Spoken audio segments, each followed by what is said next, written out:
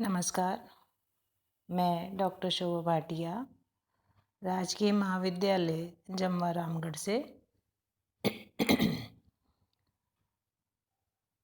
हिंदी साहित्य प्रथम वर्ष के द्वितीय प्रश्न पत्र में कल हम उसने कहा था कहानी चंद्रधर शर्मा गुलेरी द्वारा रचित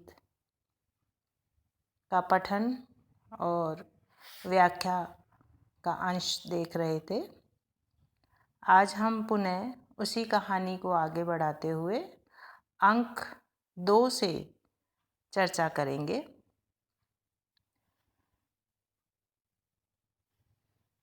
राम राम, यह भी कोई लड़ाई है। दिन रात खंदकों में बैठ हड्डियां अकड़ गई।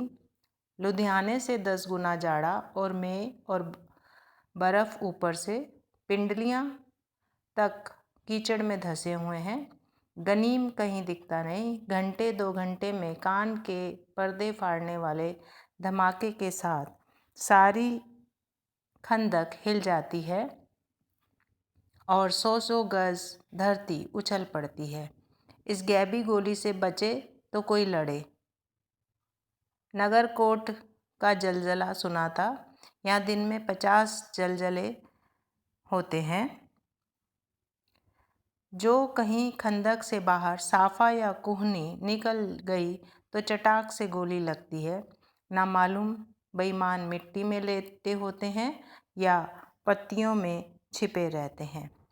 इस अंश को क्रमशः हम व्याख्या किस तरह से की जाती है समझने का प्रयास करेंगे। अगर यह अंश आपके प्रश्न पत्र में आता है तो इसकी शुरुआत आप करेंगे। यह अंश चंद्रधर शर्मा गुलेरी द्वारा रचित उसने कहा था कहानी में से लिया गया है। इसमें लड़ाई के मोर्चे पर चर्चा की जा रही है। सैनिक आपस में बातचीत कर रहे हैं कि कितना कठिन समय उन्हें युद्ध भूमि में निभाना होता है। व्याख्या में यहाँ जर्मनी के मोर्चे पर लड़ाई की अत्यधिक कष्टदायी स्थितियों का चित्रण करते हुए लहना सिंह का कथन है कि लड़ाई करना इतना कठिन नहीं है जितना कि निरंतर खंदकों में बैठे रहना। खंदक अस्थायी रहने की जगह है जहाँ ज़मीन खोदकर बैठने भर की जगह होती है। अत्यधिक सर्दी होने के कारण कितना कठिन होता है कि जहाँ हम अपने घरों में सब कुछ पहन ओढ़कर भी ठंड को महसूस करते हैं, वहीं सैनिक निरंतर कठिनाइयों में देश की रक्षा के लिए समर्पित रहते हैं। लुधियाने के क्षेत्र में जहाँ के वो रहने वाले हैं उससे 10 गुना अधिक ठंड है और ठंड के साथ बरसात और ऊपर से बर्फ़ भी गिर रही है। पिंडलियों तक कीचड़ में धंसे हुए हैं। देखिए, जब ज़मीन खोद कर रह रहे हैं तो स्वाभाविक बात है, बरसात हो रही है तो चारों ओर कीचड़ ही कीचड़ है। कितना कष्टप्रद स्थिति है सैनिकों की। सभी सैनिक वहाँ रहना तो कठिन है ही, साथ ही थोड़ी थोड़ी देर बाद शत्रुओं के आक्रमण के कारण या बम विस्फोट के कारण अस्थायी बनी हुई खंदकें बुरी तरह से हिल जाती हैं और उनकी आवाज़ें कानों के पर्दे को फाड़ देने वाली होती हैं और ऐसा लगता है जैसे मानो कोई भूकंप आ गया है।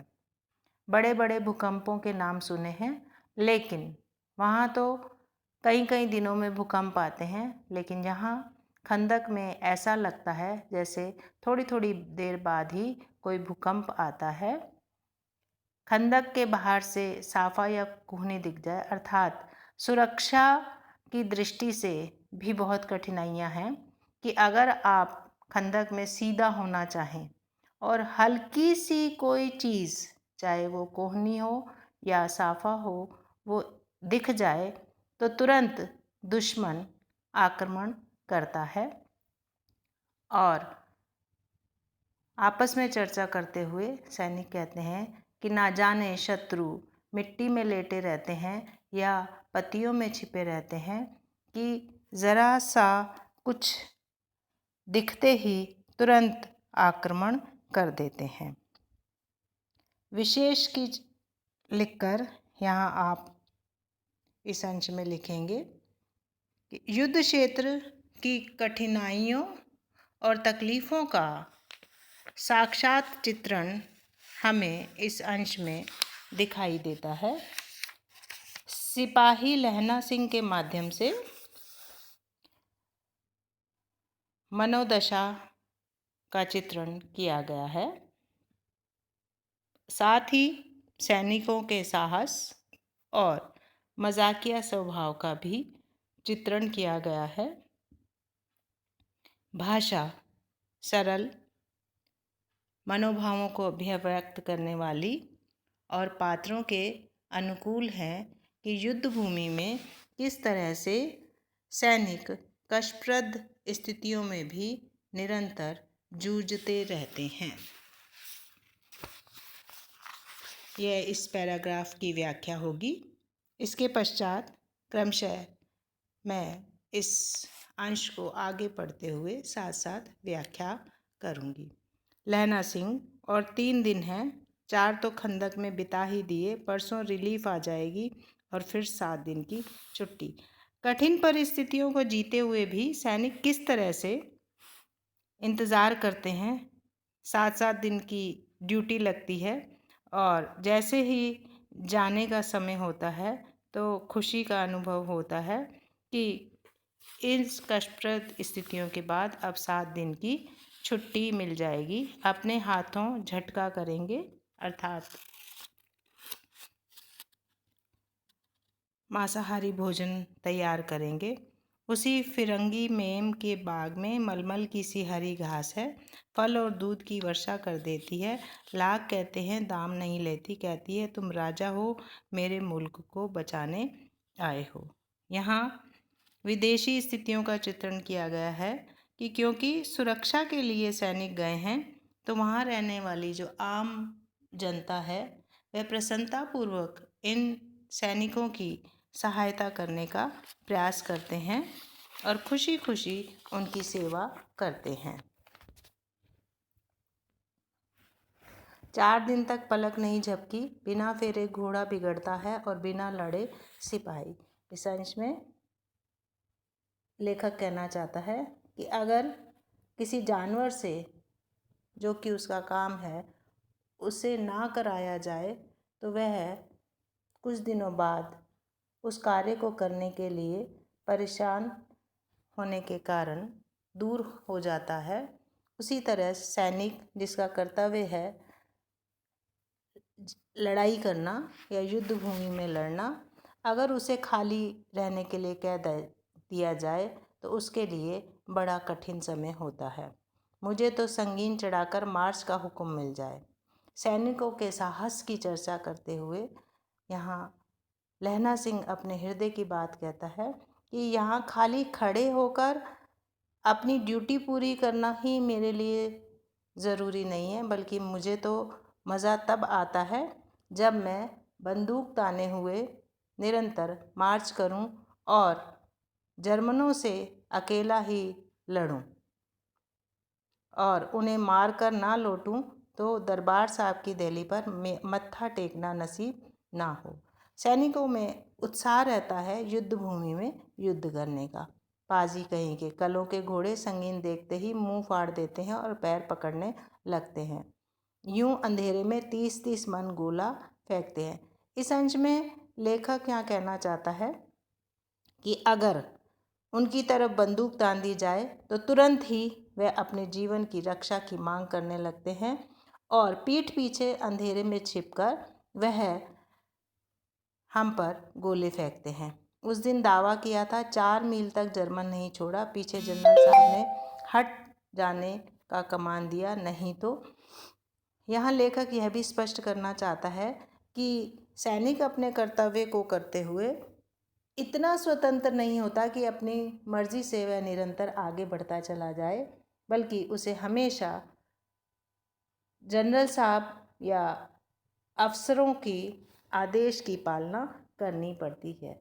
चाहे वह कितना ही जीत की ओर बढ़ रहे हों, लेकिन आदेश प्राप्त करने के बाद ही वह आक्रमण कर सकते हैं, नहीं तो सीधे बर्लिन पहुंच जाते। क्यों? सूबेदार हजारा सिंह ने मुस्कुरा कर कहा, लड़ाई के मामले जमादार या नायक के चलाए नहीं चलते। बड़े अफसर दूर की सोचते हैं। 300 मील का सामना है, एक तरफ बढ़ गए तो क्या होगा। तर्कपूर्वक हजारा सिंह कहते हैं कि हम लोग छोटे हैं और अगर हम एक तरफ की सोचते हुए बढ़ते चले जाएंगे तो हमें चारों तरफ नज़र रखनी पड़ती है। अफसर लोग बड़ी बात सोचते हैं कि अगर एक तरफ सैनिक बढ़ गए तो बाकी 3 तरफ से दुश्मन कहाँ से आकर हमला कर देगा यह पता नहीं चलेगा, बल्कि चारों तरफ ही उन्हें निगाह रखनी होती है। सूबेदार जी सच है, लैना सिंह बोला, पर करें क्या? हड्डियों में जाड़ा बच गया है, सूर्य निकलता नहीं और खाई में दोनों तरफ से चंबे की बावलियों के से सोते बहते हैं। एक हवा हो जाए तो गर्मी आ जाए। सैनिकों में उत्साह है कि खाली बैठे बैठे उनका शरीर अकड़ गया है, अगर एक बार धावा हो जाए तो कम से कम शरीर गर्म तो हो जाएगा। उद्यमी उठ, सिगड़ी में कोयले डाल। वजीरा तुसी 4 जने बाल्टियां लेकर खाई का पानी बाहर फेंको। महासिंह शाम हो गई है, खाई के दरवाजे का पहरा बदल दो। यह कहते हुए सूबेदार सारी खंदक में चक्कर लगाने लगा। अर्थात खंदक में रहते हुए भी वो सुरक्षित नहीं है। थोड़ी थोड़ी देर बाद सभी अपने कर्तव्यों का पालन करते हुए ड्यूटी करते रहते हैं। वजीरा सिंह पलटन का विदूषक है। विदूषक मतलब मजाकिया। बाल्टी में गंदा पानी भरकर खाई के बाहर फेंकता हुआ बोला, मैं पौधा बन गया हूँ, करो जर्मन के बादशाह का तर्पण।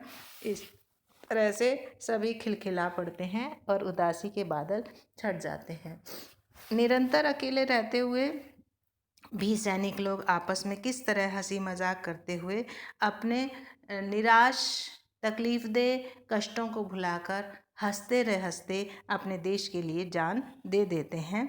यह बातें इन सब का प्रतीक है। जहाँ हम सभी मनुष्य अपने सामान्य जीवन में हर तरह के सुखों का उपभोग करते हुए हमेशा दुखों के लिए रोते रहते हैं, वहीं सैनिक हर तरह के कष्ट सहते हुए भी हमेशा गाते मुस्कुराते रहते हैं। लैना सिंह ने दूसरी बाल्टी भरकर उसके हाथ में देकर कहा, अपनी बाड़ी के खरबूजों में पानी दो, ऐसे खाद का पानी पंजाब भर में नहीं मिलेगा। हाँ, देश क्या है, स्वर्ग है। मैं तो लड़ाई के बाद सरकार से 10 घुमाऊ जमीन यहाँ मांग लूँगा और फलों के बूटे लगाऊंगा। लाडी होड़ा को भी यहीं बुला लेंगे, यहाँ वही दूध पिलाने वाली फिरंगी में। चुप कर, यहाँ वालों को शर्म नहीं? देश देश की चाल है। आज तक मैं उसे समझा ना सका कि सिख तंबाकू नहीं पीते। वह सिगरेट देने में हट करती है, होठों को लगाना चाहती है। मैं पीछे हटता हूँ तो समझती है कि राजा बुरा मान गया, अब मेरे मुल्क के लिए नहीं लड़ेगा। इस अंश में लेखक स्पष्ट करना चाहता है कि सामाजिक दूरी और संस्कृति की पहचान ना होने के कारण हम लोग एक दूसरे के नियमों को नहीं जानते हैं। सिख लोग तंबाकू और सिगरेट का प्रयोग नहीं करते हैं, वहीं अंग्रेज़ों के लिए वह सामान्य बात है। वहाँ की अंग्रेज़ मेम प्रसन्नता का अनुभव करती है कि वह उन्हें सिगरेट पीने के लिए देती है, लेकिन सिख होने के कारण, सच्चाई ना जानने के कारण उसे ऐसा लगता है कि जैसे वह उसे अपमानित कर रहे हैं या सैनिक उससे नाराज़ हैं। इस वजह से वह उसके द्वारा दी गई सिगरेट नहीं पीना चाहते। अच्छा, अब बोधा सिंह कैसा है? अच्छा है, जैसे मैं जानता ही ना हूँ। रात भर तुम अपने दोनों कंबल उसे उड़ाते हो और आप सिगड़ी के सहारे गुजर करते हो। उसके पहरे पर आप पहरा दे आते हो, अपने सूखे लकड़ी के तख्तों पर उसे सुलाते हो, खुद कीचड़ में पड़े रहते हो। नहीं, तुम ना मांदे पड़ जाना। मांदे पड़ना मतलब कमज़ोर। जाड़ा क्या है? मौत है, और निमोनिया से मरने वालों को मुरब्बे नहीं मिला करते। यहाँ एक सैनिक लहना सिंह को समझाने का प्रयास कर रहा है कि तुम चाहे चुपचाप, एक अन्य सैनिक जो कि बोधा सिंह है उसको सुरक्षित रखने के लिए उसके स्थान पर ड्यूटी कर रहे हो, खुद ठंड में रहते हुए कंबल अपने दोनों कंबल उसे दे देते हो, और उसके सर्दी से बचने के लिए सिर्फ अंगीठी जलाकर आग के सहारे ही अपना जीवन सर्दी से बचा रहे हो। स्वयं तो गंदगी में, ठंडी में पड़े रहते हो और उसको सुरक्षित रखने का प्रयास करते हो। लेकिन दूसरे सैनिक को भय है कि कहीं ऐसा ना हो कि अपने शरीर को आराम ना देने के कारण और निरंतर ठंडे स्थान में रहने के कारण बोधा सिंह का अत्यधिक ध्यान रखते हुए कहीं स्वयं लहना सिंह ही बीमार ना पड़ जाए। मेरा डर मत करो, मैं तो बुलबुल की खड में किनारे मरूंगा। भाई कीरत सिंह की गोद पर मेरा सिर होगा और मेरे हाथ के लगाए हुए आंगन के आम के पेड़ की छाया होगी। इस अंश में अगर हम थोड़ा सा ध्यान दें तो लेखक ने पहले अंश में सिर्फ बचपन की बात की है। अचानक कुछ नामों के माध्यम से और लहना सिंह की समर्पण के माध्यम से कहानी को थोड़ी थोड़ी संकेत देते हुए स्पष्ट कर रहा है। यहाँ लगता है कि लहना सिंह बोधा सिंह से किसी प्रकार से विशेष प्रेम करता है और जिसके कारण से वह उसका विशेष तौर पर ध्यान रख रहा है। जबकि अभी तक कहानी स्पष्ट नहीं हो पाई है कि यह किस तरह की चर्चा है और कौन सी बात धीरे धीरे स्पष्ट हो रही है, जो कि कौतूहल और उत्सुकता बनाए रखता है। वजीरा सिंह ने त्योरी चढ़ाकर कहा, क्या मरने की बात लगाई है? मरे जर्मन और तुर्क। हाँ भाइयों, कुछ गाओ। कौन जानता था कि दाढ़ियों वाले घर बारी सिख ऐसा लुच्चे गीत गाएंगे। लुच्चे मतलब बदतमीजी भरे। सारी की सारी गंधक गीत से गूंज उठी और सिपाही फिर ताजे हो गए, मानो 4 दिन से सोते और मौज ही करते रहे हों। सारी परेशानियों को भुलाकर भी किस तरह से सैनिक प्रसन्नतापूर्वक अपने जीवन को देश के लिए समर्पित करते हुए, देश की सुरक्षा के लिए अपने जीवन को समर्पित कर देते हैं, इस अंश में सैनिकों के जीवन को स्पष्ट करने का प्रयास किया गया है। धन्यवाद।